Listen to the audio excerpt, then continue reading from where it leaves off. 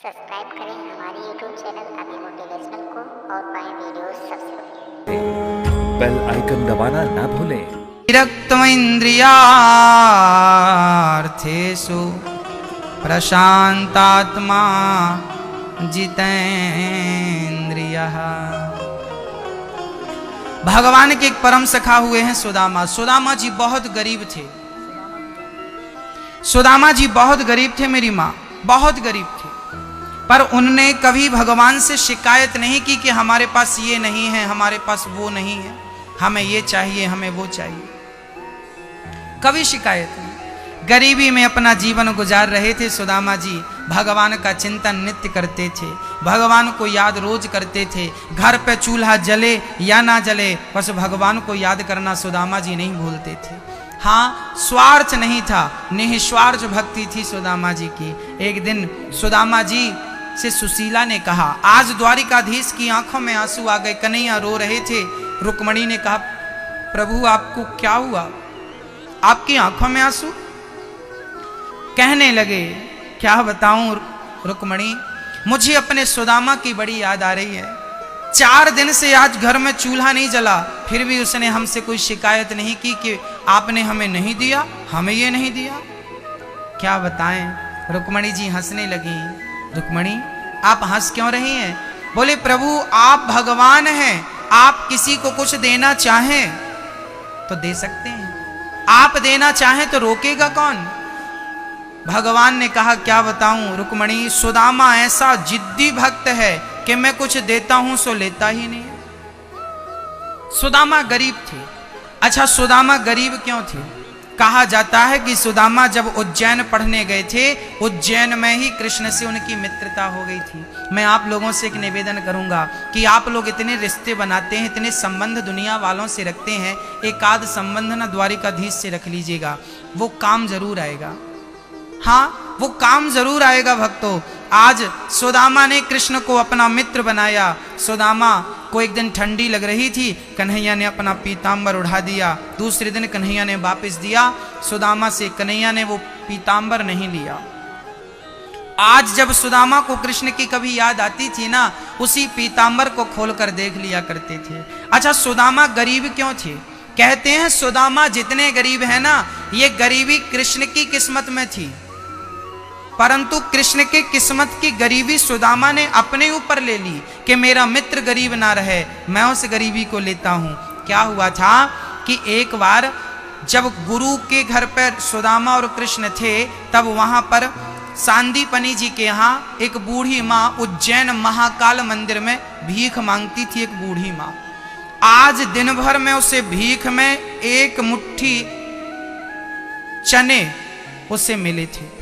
वो चने पोटरी में बांधकर बूढ़ी माँ घर लाई, सोची कल खाऊंगी, आज नहीं खाती। रात को चोर आए, चोरों ने देखा कि पोटरी बंधी है। अच्छा, चोरों को लगा कि भिखारियों के पास कुछ तो होता ही है, ये पोटरी पे कुछ माल होगा, तो वो लेके भागा। चोर जब भागा तो बूढ़ी माँ उठ के बैठ गई और उसने कहा कि मुझे दिन भर में चने मिले 1 मुट्ठी, वो भी चोर चुरा कर ले गया। चोर को श्राप दे दिया कि यदि मैंने महाकाल की पूजा की हो और भक्ति की हो तो जो मेरे चने को खाएगा वो सदा सदा के लिए गरीब हो जाएगा। चोर के हाथ से वो पोटरी गिर गई। कहां गिर गई? बोले, सांदीपनी जी के आश्रम में द्वार के सामने गिर गई। सुबह जल्दी सांदीपनी की पत्नी गुरु माता उठकर जा रही थी तो उन्होंने पोटरी पर चने देखे। उनको लगा कि ये किसी विद्यार्थी के चने गिर गए होंगे, क्योंकि वहां बहुत सारे विद्यार्थी रहा करते थे पढ़ने के लिए। उन विद्यार्थियों में कृष्ण और सुदामा भी थे। संयोग देखना कि वही पोटरी माँ ने संभाल के रखी, और जब आज कृष्ण और सुदामा लकड़ी लेने जंगल जाने लगे तो वही पोटरी कृष्ण को थमा दिया गुरु माँ ने कि बेटा जब तुम्हें भूख लगे तो ये चने तुम खा लेना। अब वो चने चूंकि श्रापित चने थे, ये बात सुदामा भली भांति जानते थे, क्योंकि सुदामा कोई साधारण प्राणी नहीं थे।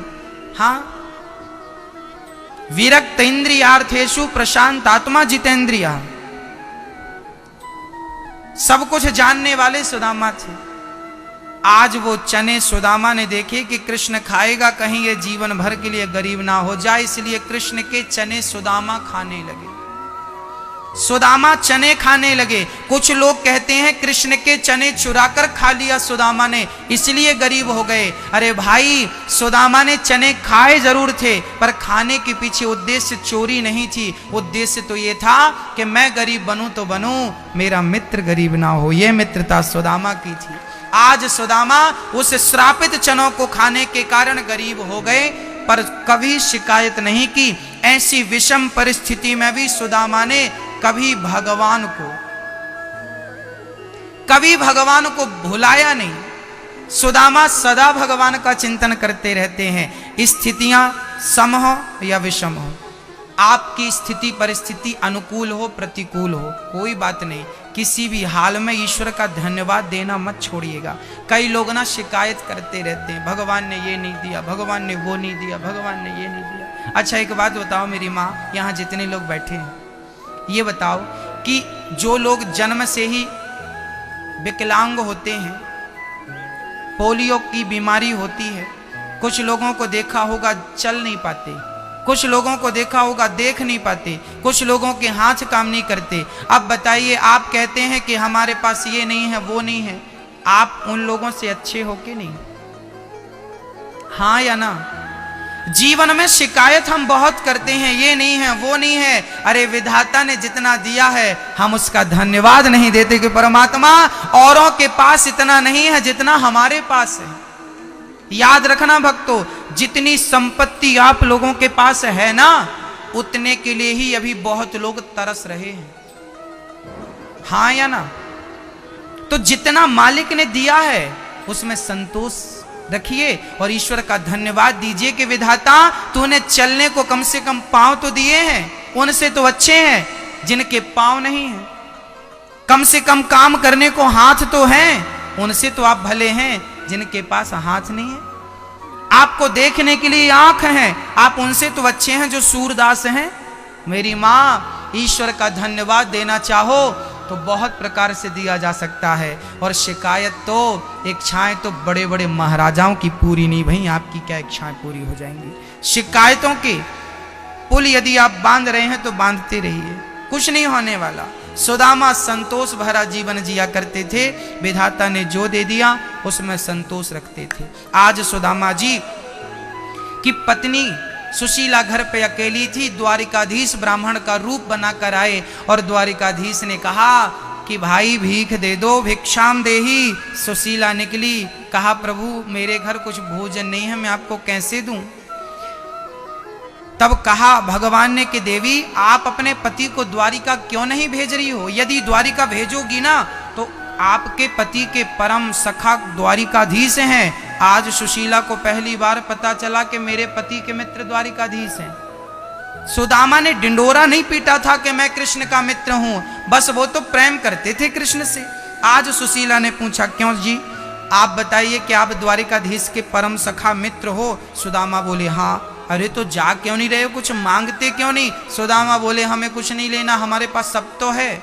सुशीला बोली कोई बात नहीं, आप मांगिए मत, कम से कम दर्शन तो करे आइए। सुदामा जी बोले ये बात ठीक है। आज दर्शन का भाव लेकर सुदामा जी चल पड़े। जब चलते चलते, अब चलें कैसे? 4 मुट्ठी चावल लाकर सुशीला ने दिया, पोटरी बाजुओं में दाबी और सुदामा जी चल पड़े। चलते चलते चलते चलते एक पेड़ की छांव में बड़े थक गए थे ना, तो बैठ गए, नींद आ गई। और जब आंख खुली तो सुदामा ने अपने आप को द्वारिका में देखा। अरे ये कौन सी नगरी है भाई? लोगों ने बताया ये द्वारिका नगरी है। सुदामा को लगा हम कैसे पहुंच गए? चलना हमारा काम होता है भक्तों, मंजिल तक तो खुद द्वारिकाधीश पहुंचा देता है। बस चलना सीखिए, पहुंचाएगा वो खुद, आप उसकी चिंता बिल्कुल ना करिए। बस चलते रहिए चलते रहिए चलते रहिए। सुदामा चलते गए चलते गए। आज जैसे ही आगे बढ़े, लोगों ने पूछा भाई कहाँ से आए हो? बोले हम तो अपने नगर से आए हैं। कहाँ जा रहे हो? बोले कृष्ण से मिलने। बोले कृष्ण कौन है? बोले हमारे बचपन के मित्र हैं। जब सुदामा लोगों से कहते ना कि कृष्ण हमारे बचपन के मित्र हैं, लोग हंसी उड़ाते, वाह अच्छा नया नाटक है भीख मांगने का। मेरे बचपन का मित्र है, उसी से मिलने आया हूँ। जब सुदामा ने बचपन का मित्र है। मन में भाव रखा,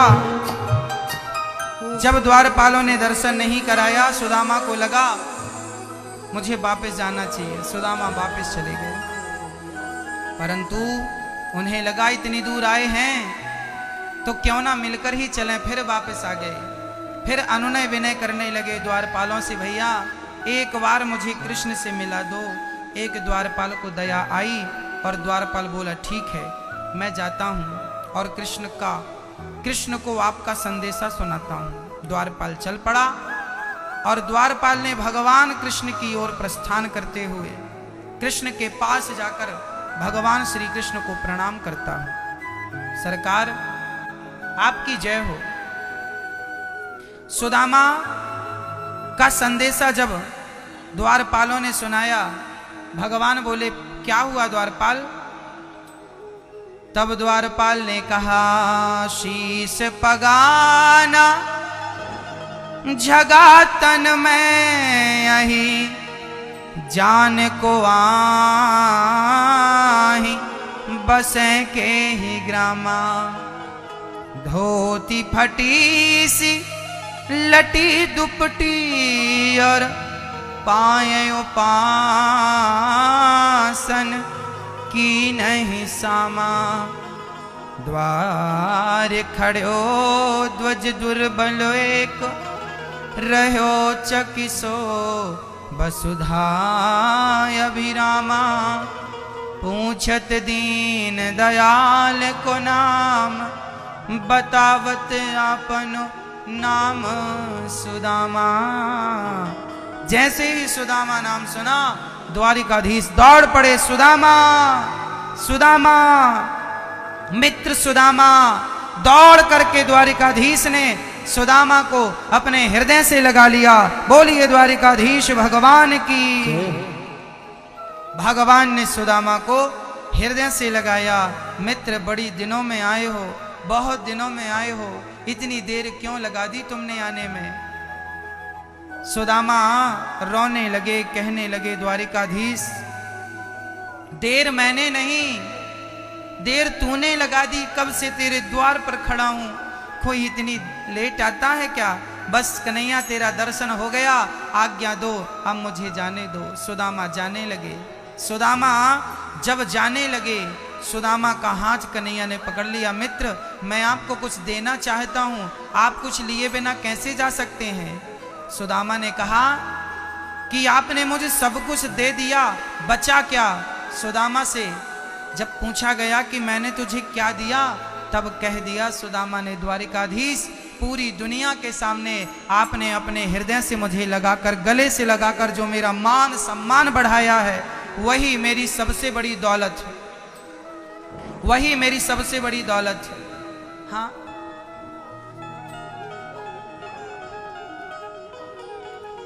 हाँ सुदामा प्रेम पूर्वक भगवान उनको लेकर जाते हैं और सुदामा अपनी आसन पर भगवान बिठाते हैं। सुदामा चरणों में, प्रभु मैं आपके बराबर बैठने योग्य नहीं हूं।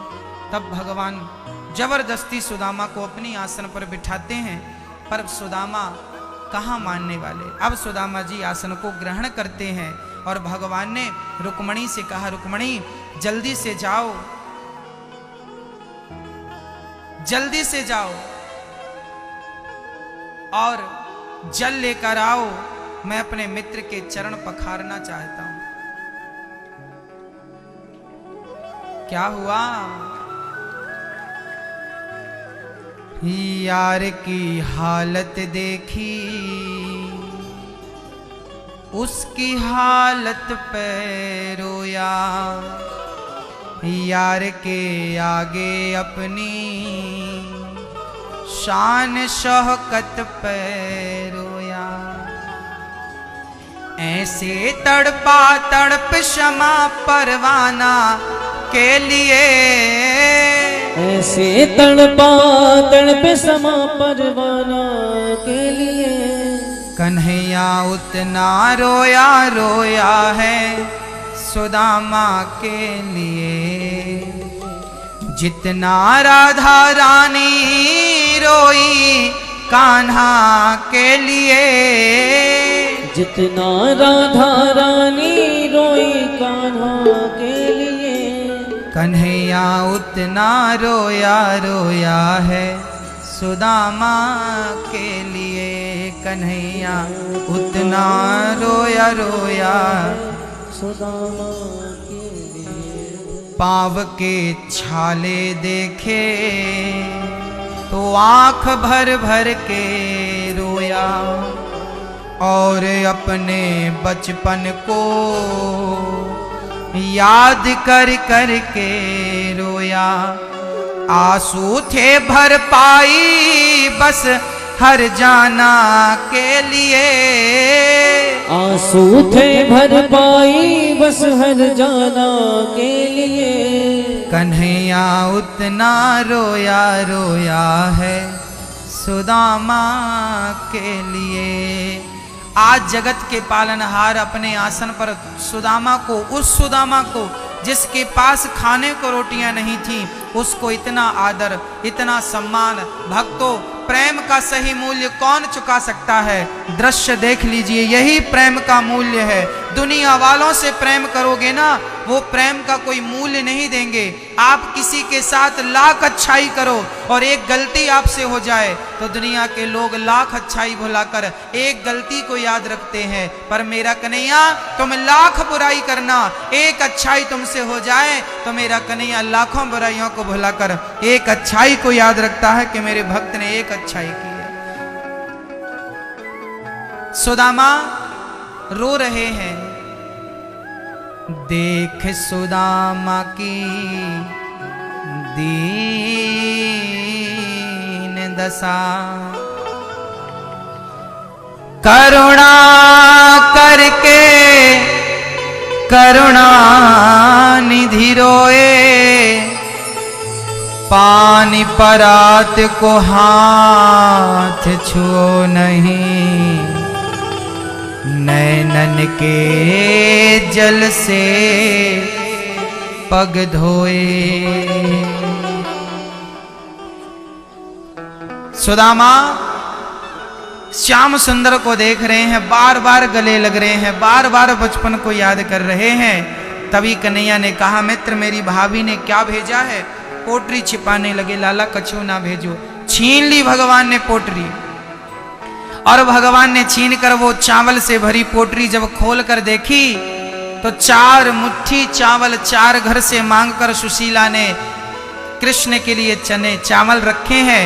जब भगवान ने पोटरी खोली, पहली मुट्ठी चावल देखा, गदगद हो गए। वाह मेरे मित्र, मेरे लिए इतना बढ़िया कुछ लेकर आए हो। पहली मुट्ठी चावल भगवान ने भर ली, और चावल भरकर प्रेम से भगवान ने पहली मुट्ठी चावल ग्रहण कर लिया। वाह मित्र, कितने स्वादिष्ट हैं। दूसरी मुट्ठी चावल भरी, और दूसरी मुट्ठी चावल भगवान ने ग्रहण किया। अब तीसरी मुट्ठी जब भर के खाने लगे, रुक्मणी जी ने हाथ पकड़ लिया, सरकार सब कुछ खा लेंगे, हमारे लिए प्रसाद तो छोड़ो। भगवान ने पूरा समर्पित कर दिया, ये लो तुम बांट के खा लेना। ऐसी मित्रता, ऐसा प्रेम। बहुत दिन तक सुदामा रुके, बड़ा प्रेम हुआ। अब सुदामा आज्ञा मांग रहे हैं, सरकार उसके आने पे रोया, उसके जाने पे रोया। हो के गद गद चावल के दाने दाने पे रोया। बनवारी वो रोए उठा याराना के लिए। बनवारी वो रो उठा याराना के लिए। कन्हैया उतना रोया रोया है सुदामा के लिए, जितना राधा रानी रोई कान्हा के लिए। जितना राधा रानी रोई कान्हा के लिए, कन्हैया उतना रोया रोया है सुदामा के लिए। बोलिए भक्तवत्सल भगवान की। बहुत दिनों तक सुदामा जी रहे, भगवान ने बड़ा आदर सत्कार किया, विश्वकर्मा को बुलाया और 2 मुट्ठी चावल के बदले सुदामा के लिए 2 लोकों की संपत्ति लुटा दी। भक्तों, इतना सा लेकर इतना कुछ देने की ताकत कोई रखता है तो केवल द्वारिकाधीश रखता है। 2 लोकों का मालिक बना दिया। सुदामा जी जब घर गए, उन्होंने बढ़िया ठाट वाट महल देखे। सुशीला से कहा, देवी इतना धन कहाँ से आया? सुशीला ने कहा, प्रभु भगवान ने दिया। हे प्रभु, तुझे देते नहीं देखा, पर झोलियां तो भरी देखी। बस भक्तों, सुदामा सारी उनकी स्थितियां परिस्थितियां प्रतिकूल से अनुकूल हो गईं इनकी कृपा से। भक्तों, इतना सा लेकर इतना कुछ देने की शक्ति द्वारिकाधीश में है। इसलिए मैं आपसे निवेदन करता हूं कि दुनिया वालों से इतने रिश्ते हम बनाते हैं, एक रिश्ता कन्हैया से जरूर बनाइएगा।